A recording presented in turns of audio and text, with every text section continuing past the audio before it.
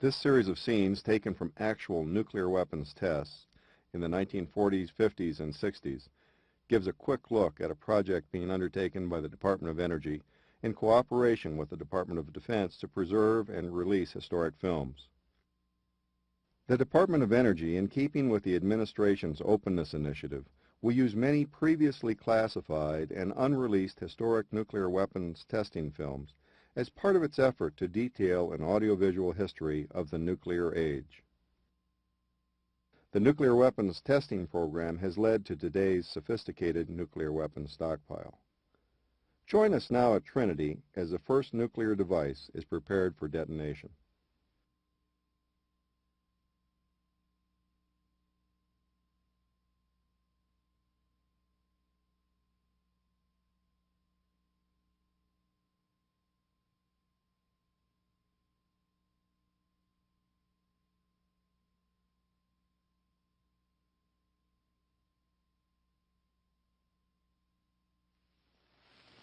Anchored in the sheltered waters of the Bikini Lagoon below is an array of almost every type of naval vessel used in the past war.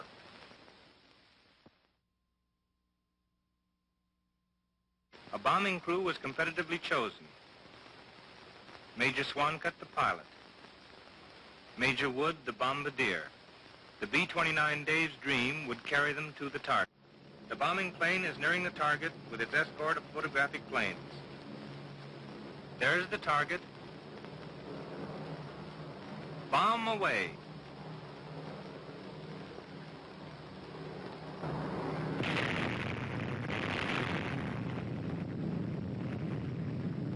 There it goes. The fourth atomic bomb has been successfully detonated. First you see a blinding flash. Then comes the hemispherically shaped cloud that expands rapidly just behind the initial pressure wave. After the smoke clears, the characteristic mushroom cloud begins to form and shoot skyward.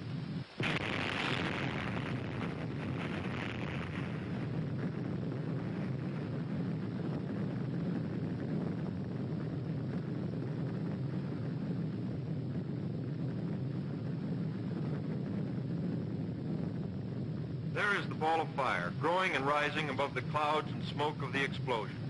Although obscured during the first 2 seconds, the ball of fire is still visibly red hot. The maximum temperature reached at the center of this ball, shortly after detonation, exceeds even the temperature of the sun. In less than a minute, it has reached a point 1 mile above the Earth. Although a beautiful sight, this swirling, boiling mushroom cloud is certain death to any living thing which approaches too close to its edge.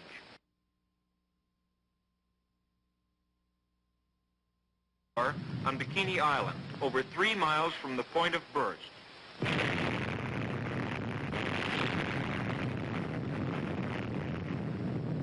On the water, you can see the shock wave coming toward the camera. Watch those palm trees in the foreground.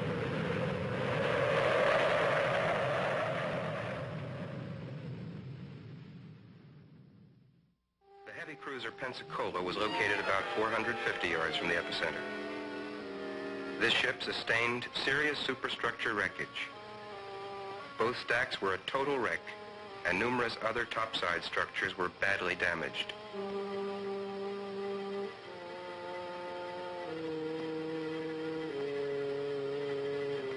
The submarine skate was located about 300 yards from the epicenter.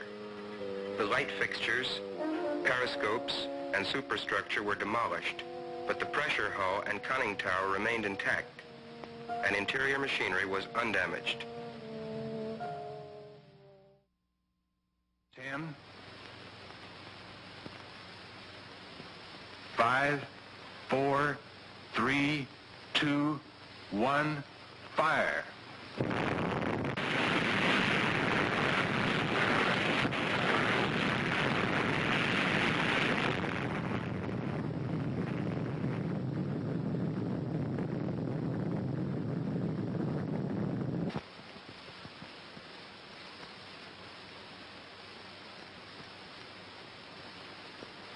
These pictures of the ascending water column show the expanding cloud of spray at the base of the column moving outward and enveloping the ships in the target array.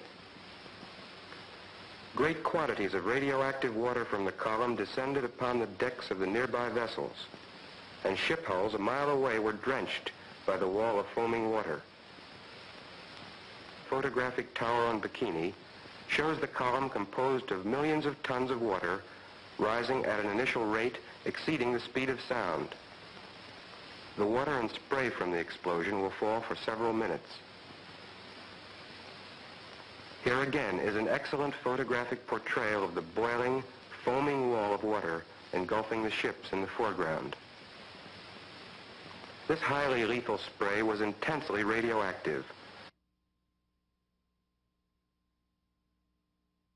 An advanced element of Joint Task Force 7 is surveying AEC's permanent test ground, Eniwetok Atoll. More than 4,500 miles west of the California coast,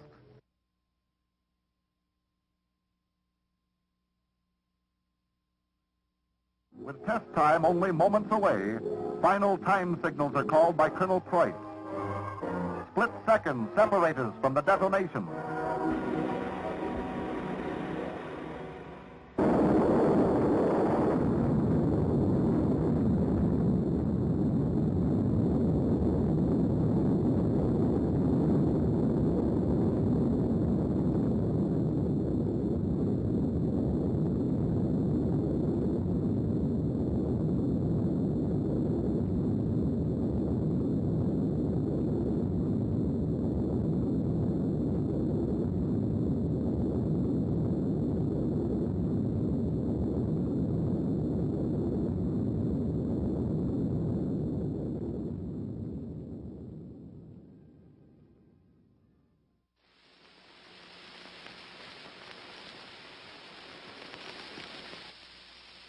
It was decided to have a fourth test called the booster shot,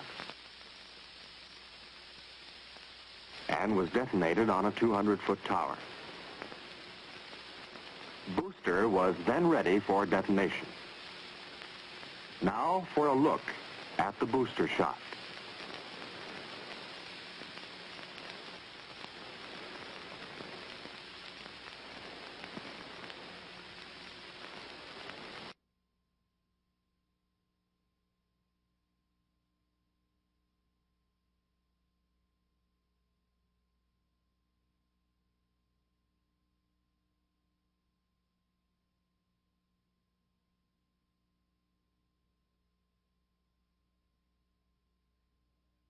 Today, whatever you are, whatever you do, wherever you may go, you are a part of atomic warfare.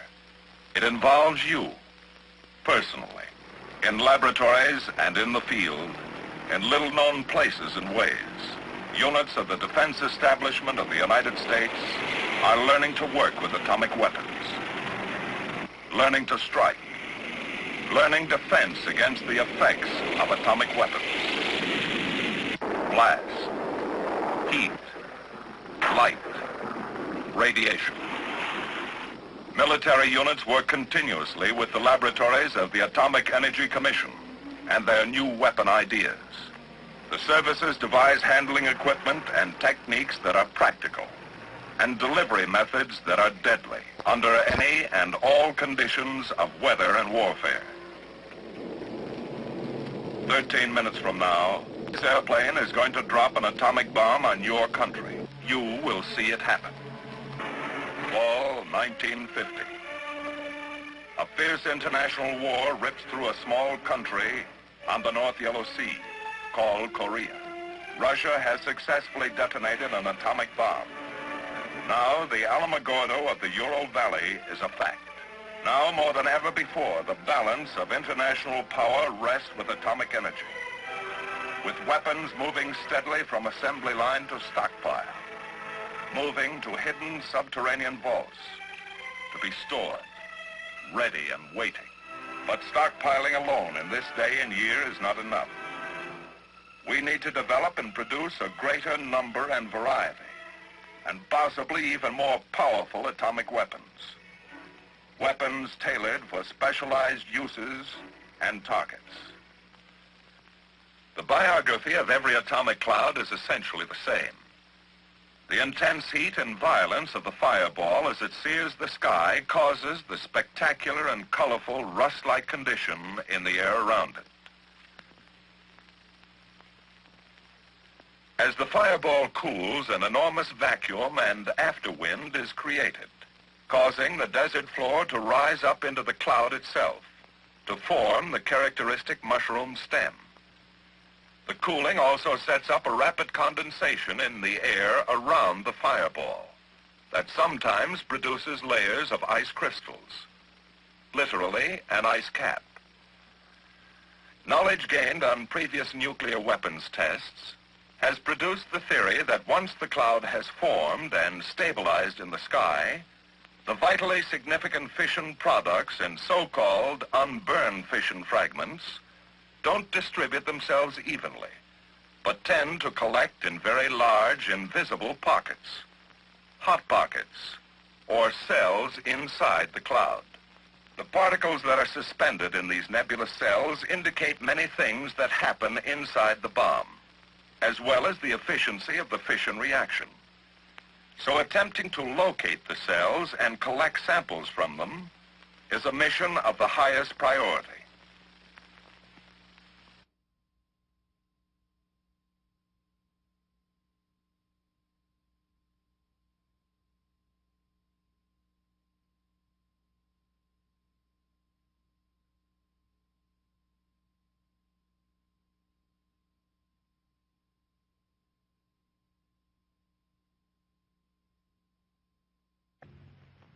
We re-enter our display areas close to ground zero, once RAD-safe okays us for the move up. Since the biggest value of the operation is for us to prove to ourselves that it can be done and find any weak points in the training, psychiatrists are with us to study our reactions before, during, and after the experience. It's quite an experience, no matter where you are to watch it. This kind of experience is immensely valuable for any military man.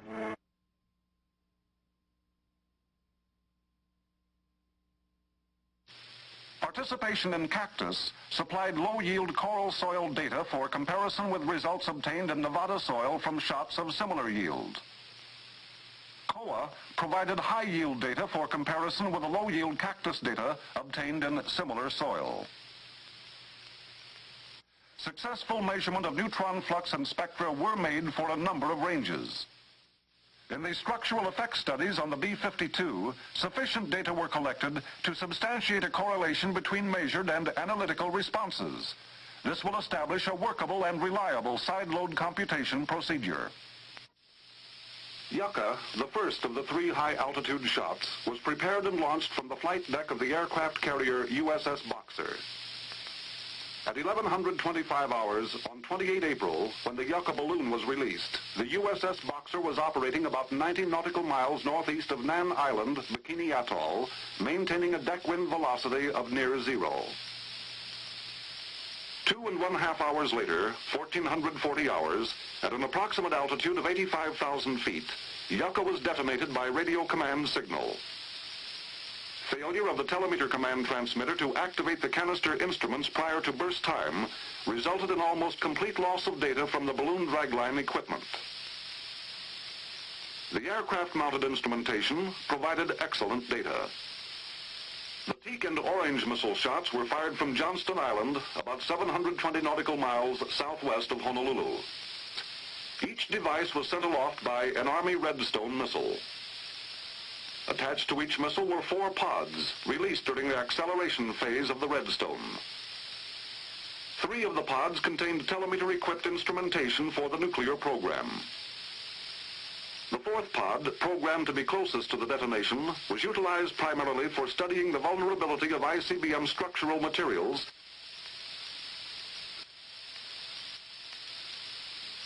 The first of the 2 missile shots, Teak, was launched on 1 August. It was planned to detonate at 250,000 feet, approximately 6 miles south of Johnston Island. However, due to a programming failure, it burst directly over the island at the desired elevation. Orange was launched at 2330 hours from Johnston Island on 12 August.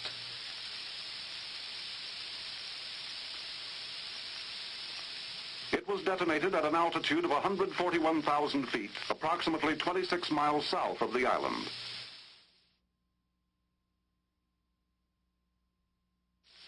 A brief recapitulation of the findings in line with the general objectives sought from teak, orange, and yucca shows first that high-altitude nuclear detonations are characterized by the rapid development of energy phenomena. Most spectacular was the extent of the fireball growth on teak, the highest of the three shots, a diameter of 10 miles in 10 milliseconds, accompanied by a striking visual aurora.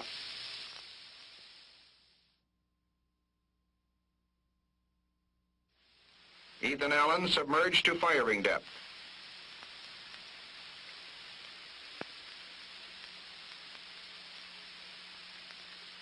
And there it goes. Polaris on the way with a nuclear warhead.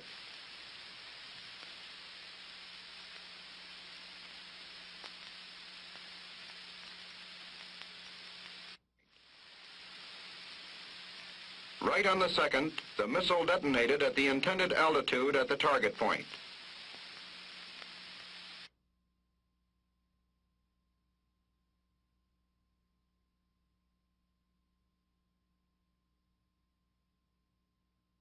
Service ASROC missiles with nuclear warheads were taken aboard the designated firing ship, the destroyer Agerholm, and her backup, the destroyer Richard B. Anderson, and were stowed in their launchers by the ship's regular ASROC crews. Intensive preparations stressed the most advanced safety and protective measures.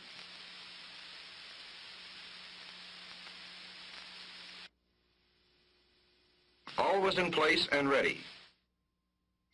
Aboard Agerholm, the ASROC launcher lined up on target. The rocket-propelled ASROC headed toward target. In the foreground is the firing ship. 27 seconds later, the warhead splash penetrated to its set depth. At this point, the service fuse completed the firing cycle and the burst exploded skyward.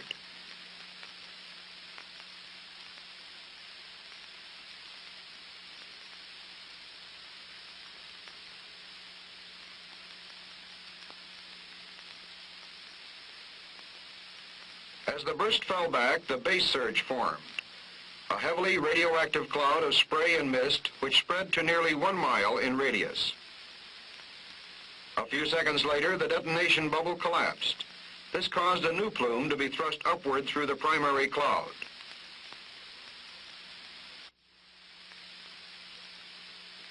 And this impressive view of the shock wave spreading across the water was seen by the crew of another helicopter.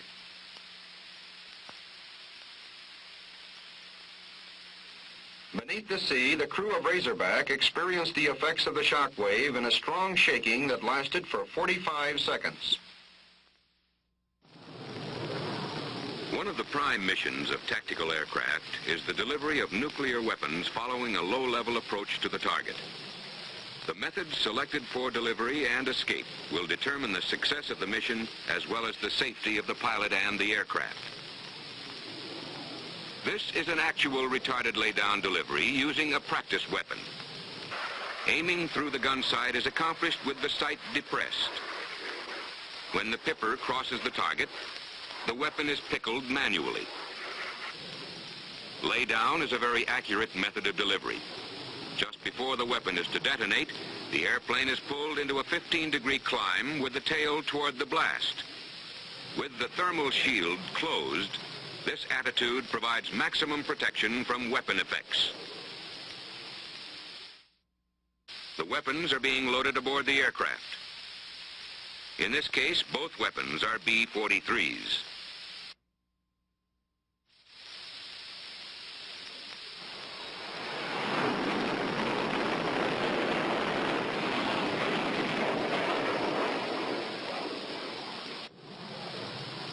In preparation for delivery of the second weapon, the pilot adjusts the AMAC for an airburst and checks his remaining weapon.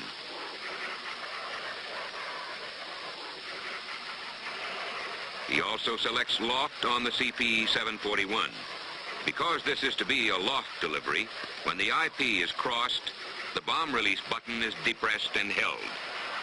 This starts the computer.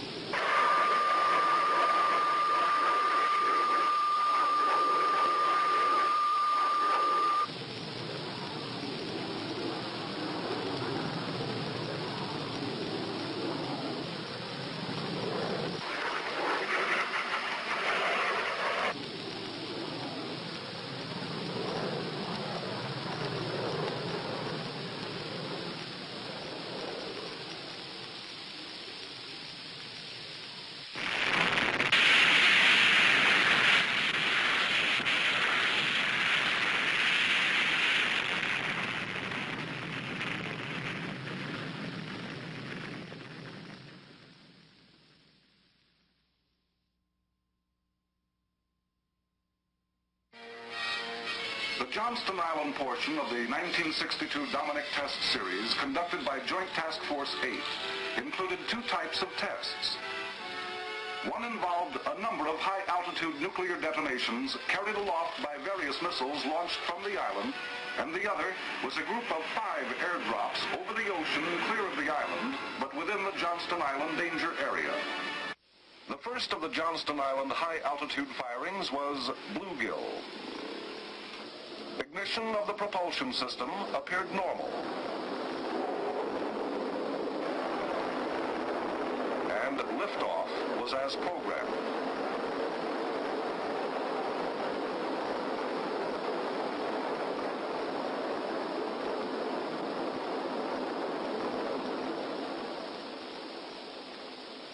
The range safety tracking radar lost track, and it was necessary to destroy both missile and the warhead after a long flight on what was later analyzed to have been the correct trajectory.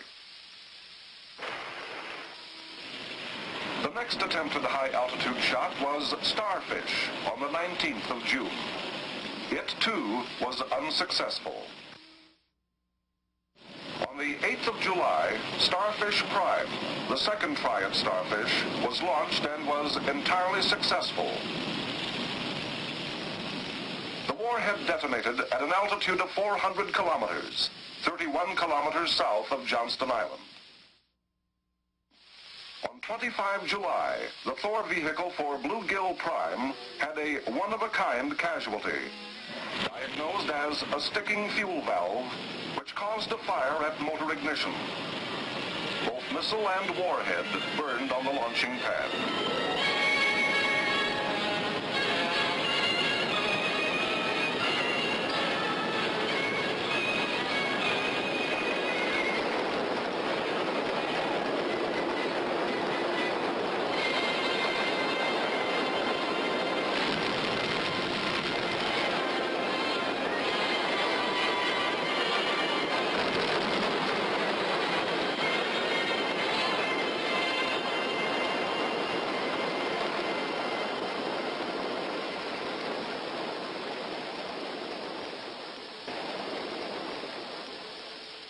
Damage to the pad was extensive, as could be plainly seen next morning.